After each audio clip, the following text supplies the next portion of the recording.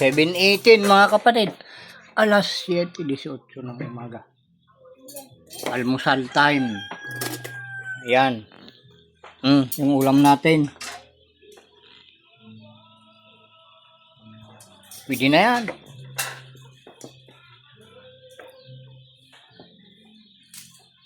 Importante may ulam.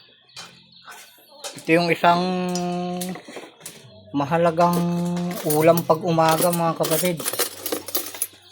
Kita nyo,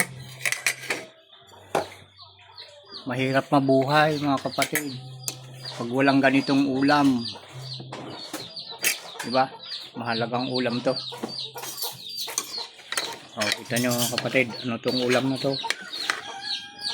Tikman natin.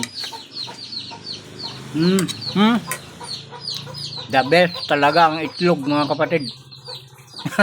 Nahalo sa umaga.